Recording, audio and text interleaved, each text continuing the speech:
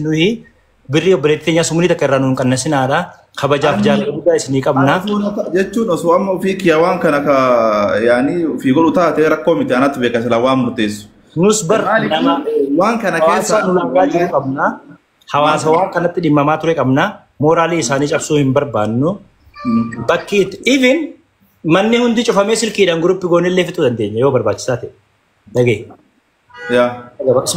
live irra ta'e yoo barbaachisaa ta'e manni hundi cufamee silkiin illee xumuruu dandeenya namoonni namni afur abbaa itti kannuu fi abbaa birrii fuudhuu fi abbaa intala itti kannu waliif finnee garuu dubbiin qoonuu kabajaati an akka kiyya marsa dindaa wanni naa gootanii hoggaa isin irra walii galtan bakka feetanii walii gala silkii moo qofa akkasuma live irra taanaa dawwala akkaawuntii baay'een irra maallaqaa galchi hoggaa isaan naan ja'anii transfer achi godheetiin 200 xalayaa kanatti isin garsiisa Sigaleemi sigeebo nagee kana achi bakka takka bakka hin deemu qabu dhimma kabajaati. Amma nani martunuyyuu mana kiyya haa ta'u achaa ta'uudha malee waan dubbiin ummata islaamaa adda galanii nama waan jeesan atillee akka irratti maashaallah akka jettee yooma san qarshii kuma gasuudhuun kee wallahi na gammachiisanaa jechuudha. Nis waan kana akka nama tokkotti akka nama waan kana tilaffa'ee tokkotti ajandaa waan kana keessa wallahi alazim ta qaldiidhaa keessaa bahuu barbaanna jechuudha. Wallahi anilleen maaliif ree waan silaa hamma mucayyoo tana haga ammaatti waa silaa isii fayyaduudha xiyyeeffannoon kenna waan miidhaa ishiin taaneef eega dubbiin akkas taate immoo waan kana keessaa baatee alhamdulillah jettee keessaa bahuudha.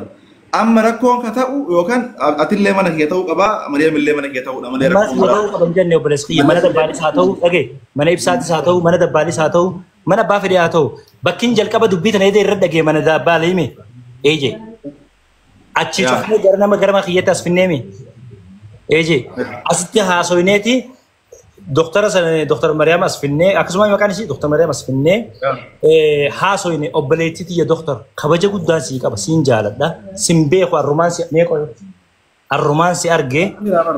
arrumaansi argee dhimma keessii siif mijoota hedduu jirus karabbi gurra kana na duuchu arrumaan dhagee hoggaan dhaga'u waa'een isin haasaa jirtan booddii sii wal dhabbii biraa fida maallaqaatu barbaadamaa mi'ee maallaqa kana anamaa sirkii tokko hagizee ati ajamtee maallaqa hagas ga'u gaafatte sii kannu qabaachuun waan guddaadha beek akka oromootti illee dawwalee maallaqa san fide dubbiin irraa gabaabsuuf beek eessatti haasa'u turre manuma kiyya kanatti borutti baallama Dr. Mariam na eegi maallaqa yoon ganama haga sa'a 7 sii galchuu baadde san anaattu fudhate akkaawuntii nama bakka buufanne bayaan finne maafuuzaa finne bakka buufanne Dubaay irraa kootu fida akkaawuntii ana galcha account irra maallaqa galchuudhaaf an qophii asirkii qabadheetiin taa'u jira kootu fudhadhu eega jenneen daqiiqa lama ittiin fudhatu maallaquma ishii qofa fudhattee namarra dubbattee bayaan fa'aa bakka jirtu ittiin ta'e yaamtee dubbiin dhumtii mii obboleessi akka dhiiraatti haasoo dubbii dubartiitii miti. Akkas ture amma dubbii dubartiitii namni achi osseene achitti zaamaa godhanii mana kee as ta'uu qabadhan. Amma hedduu kanatti atillee waan jette san sila bakkaan gahuu fi meebee mana san seennee wajju mari'annaa atee akkas hin nannaan ibeen wajju dunnee amma dhayne. Wallaahi niin kahadhee isin ati bakka kana bu'u yoo barbaadde dhaqiiti jaalibsaa fa'aa dabbaal fa'aa fidiiti achumatti hin baane wajji haa ta'aa hoggaa fixattan silkii qofa naa dawwale maallaqni gadiin isinii erga dalagaa tana godhanneen teenyu dhimma kana fixuu feedaa gara kan sa'a kudhanii tokkotti asirra jirra. Gachiifnee ganama sa'a lamatti kaane daa'ii firatti isin agarraan ka'eetiin seene achumaan itti fufee haga ammaa taa'u jirraa sin jechuu barbaadeeti. Okay. Amma silaa isiilleen dubartiidha namatu iyyuu akkas agartee namni kun irra giddeen nama waan jecharamaatti nama deemudha beektee namoonni as miidhaa kana fayyadaman ufta'anii jiraatan waan ta'eef amma isiilleen achi banaa hin jirtu haga dandeenye yaalla hayyee seennee yookaan mana biraallee ta'u bakka baay'ee ta'u goonee waan kana haalli itti goonee atillee mallaqa san dabarsitee mucayyoon fuudhamtee marti adda adda. Daqiiqaan ittiin fudhatu dhimma kabajaati. Ammallee wanni shakkii qabnu obboleessa kiyya. Namni kaleessa rabbi jecha waan kana godheef nuun jee. As deebitee dubbiin tun uumamnee isaanummaa miidiyaa finnaan maallaqa kiyyaan fedhaan nuun jette. Tole jennee sanillee maallaqas qopheessinee finne. Waliigallee adda baanee eda kabajan qabuuf akkamittiin himeef beektaa? Dr. Mariam wallahi isin beeku intala Oromooti. Waama miyyoo tanaa gootiif fuuga kabajami galatoomi. Ammoo irra maallaqa eega barbaadde mucayyoon tunillee bakka horiinuu bakka isii itti tole ciisa haa deemtu maallaqa unoo sii qopheesse galatoomi kabaja Oromoo biraa qabda ummata keenya biraa qabda komiita kasirraan qabnu kana boodallee misiyyoo walitti mufatinaadha nagayaan adda fixadhaa jeetiin dubbisee mana kiyyatti namni tokko jecha hamaa isin dubbatin jiru. Igalee. Okay.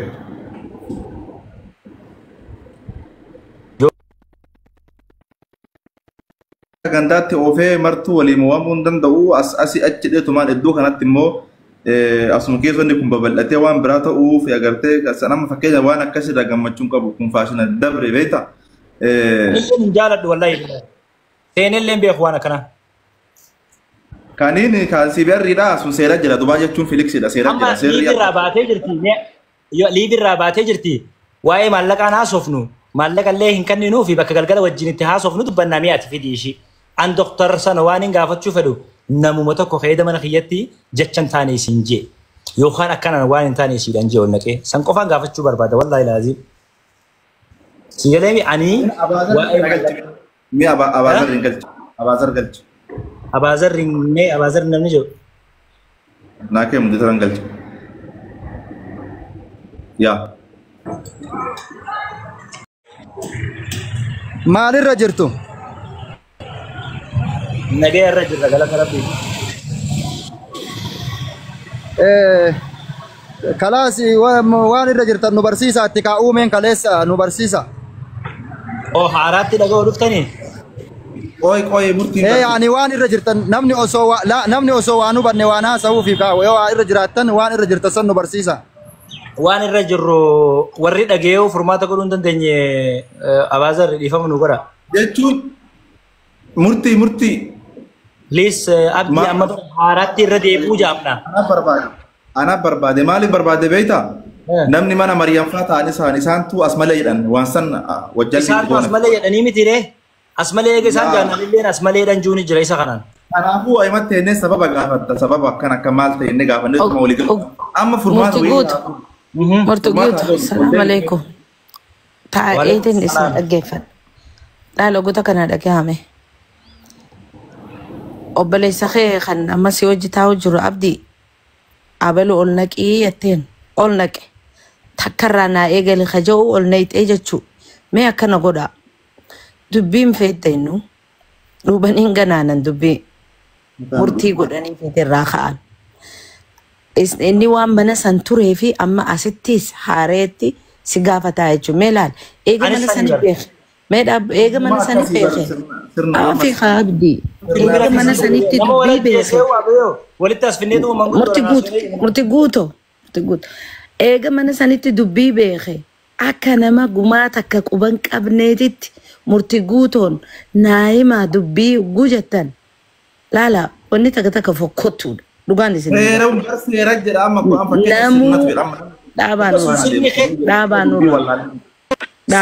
sirna murtii guutoon beeyne haati beeytu hin jiru. Sirni keessantu jee ta'e malee isin biratti malee sun nu biraa miti kaadee roqii. Sirni keenna kanan nu dhufee dubbii takka alaati toora jedhu barsiisanii akkana achirra waan akkanaati. Deemii barsiisiiti yogguu inni barate booda murtii guutoo bira ol naqi. Wali bilbilaadha barsiisi. Mari'adhaa silaa'uu mari'attan malee umaan gootanii mari'adhaati wal gahaa koottaa rakkoon qabu dubbii tanarratti qootillee mari'attaniituma gootan waan ta'eef nuti mariin teenya tanuma asuma dubbanneetuma ifatti abbaa itti dubbachuu barbaade dubbannee waan qopheessine san finnee hoo dhufe as kannii beeyinaa isinillee akkuma beektan sanitti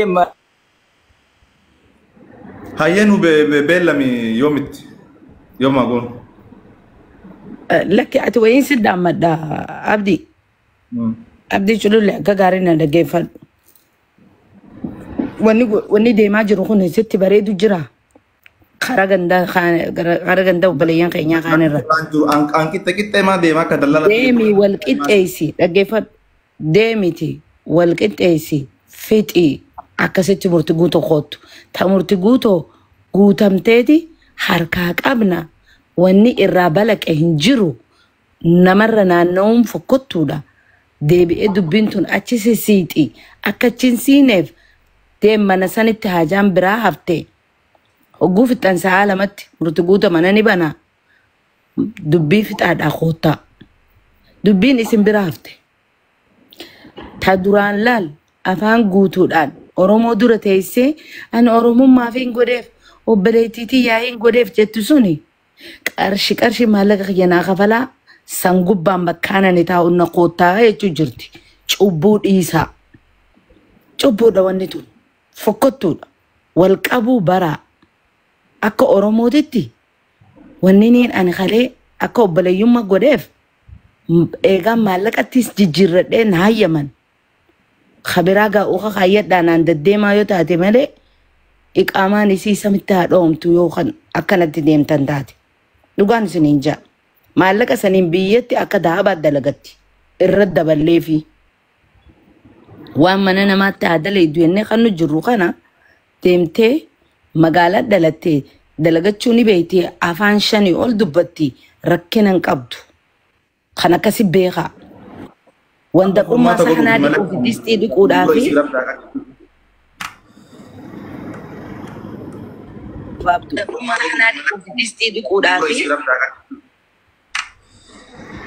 amma booda baloo ol naqaadhaati aareetti dubbii eegalaaf numaan hin jeeyina. Amma dubbiin achiillee mee amma Rashiida achiillee akkas asiillee akkas. Achitti fixii dubbii. Amma dubbiin achiillee mee kan jiru as wanta kan jiru asii dhumee jira wanni takka asitti kasiyaa ta'e jiru yoo if bira nu qabuu feetan malee maalleeniin xayyaari namni jiru xayyaari wanni biraan jiru yoo if bira nu qabuu feetan malee maalleeniin xayyaari namni bira nu qabuu feetan malee maalleeniin xayyaari namni la ilaha illallah jehundi obboleeyyanii yoo in fakkeenyaaf ani Abu Sabraddiin dogongore wallaale obboleessi qiyya na qabatee na gorfatee aboolakki Abu Sabraddiin dogongortee dhaabbadhu akka kun sirraa hilleen bareedu naan jettee na qabachuu qabda. Nuti eenyu caalaa keessattuu namni diinii namni islaamaa eenyu caalaa arraba mucaate wal deebisuu akhlaaqaan rakkoo uumamtee gartee furuuratti nama diinirra kasilaa itti wanni jiru hin jiru. Obboleeyyan keenya kuni isiilleen ani waan kana ilaa ammaan tanaan dubbanne ijoollee teenya biratti dhageeffachuun ture. Takka haayilaayit jechuun guutuutti dhaggeeffanne garuu isaan lachuu obboleeyyanii isiilleen Dr. Mariyaamalleen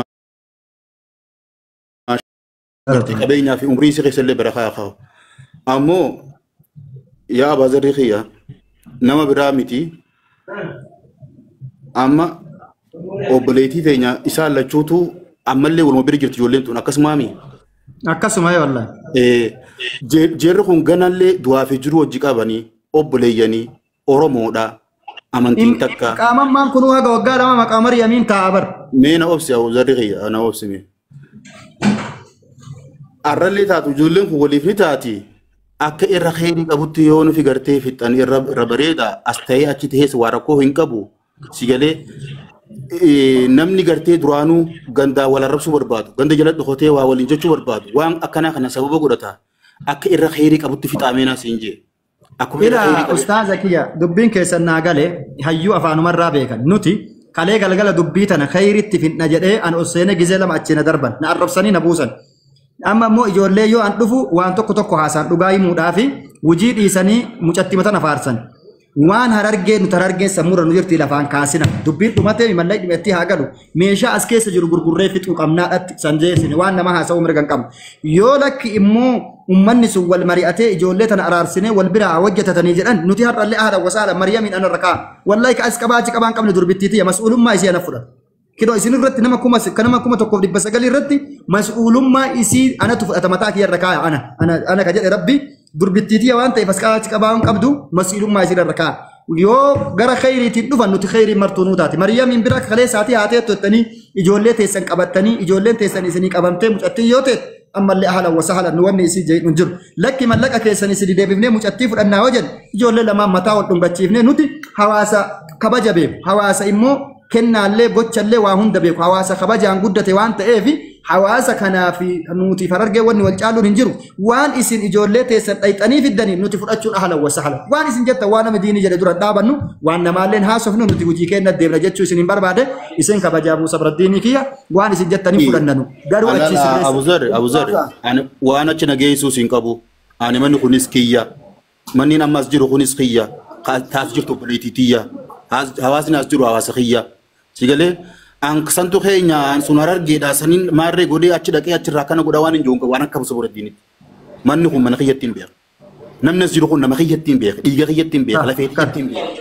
sigalee ani gartee si dubriyoo taates naafillee dubruma taati sigalee mi suma wajjin ammoo ani wanti jajjaa jiru jarri lachuu lafee fi dhiiga fooni obboleeyyanii Oromoo sigalee maqaa kanaatiin namni gartee as mee arra jara keenya mee ilaalame yeroo amma jiru tanatti haqiiqaa silaa dubbiin dhugaadha ni hadhooyti yoo haqiiqaa dubbanne biyyuma arabaa tana keessaa sababa xiqqoo tokko jechaaf gizee kaa'ame kutaadhaan wal ajjeesu jiran kutaa wal tumaa jiran kutaan akka fedhe wal godhaa jiran wanni xiqqoon hundi nuti yoo arsii taate lafaa fi lafeen teenya walitti hidhaa dhiigaa fi dhiigni keenya walitti hidhaa caalimaa fi beekaa hayyuu hedduu qabnacha keessaa kalees arrallee waan xiqqoo hundarratti maaliif fuunee namni gartee arra yoo ati ansi qabadhee naaf ati walii qabamnee asumatti finne ni dhumti namni waan xiqqoo tana jala dahatee maaliif karaa gartee oggaan akka tachi ilaalu dubbiin asiis wachi bakka hundaa'u akka gartee karaa ganta tudduuchi dhiibachuu deemti soo kana keessaa annama biraatiin ijoo abaazarri fixuu dandeessa muruu dandeessa sigaltee jarri lachuu keeti tunis dubriteeti sanillee dubrumteeti muree fixi haasawni kun akka gabaabbatu numa godhiidha ani yaanniin an barbaadu akka Muusaa Biraddiinitti haa dhufanii yoo gama isaan dhufaniin ana bichaa miti Bilaal asiranii boonaanii namoonni hedduun isinuu hin jirtan maal jettan boona Ustaaza isaan walumaa galatti tadiinaatii fi ta'ufii beekanii abbaa kenna waan ta'aniif obboleessa kenna waan ta'aniif isaan karaa khayrii isaan yaadan kan isaan dubbatan karaa khayriiti ilmi zamana kana abbaanu buluu dhiiseera walumaa galatti karaa furmaata qabutu hiikkatutu irra salphaadha ilkaan mutaan seenee budaan seenee jedhan osoo araarsitanii nama kana kateessifnu kanu eshi jennu ta'e boodas waan kana dhiisuun ho'i hedan jechuudha waan kana karama khayrii ufii barbaadan sanitti haa furanii isiin ardhas obboleettii mayrami borus obboleettii mayrami abbaan isii biyya kanallee mayramii jechuudha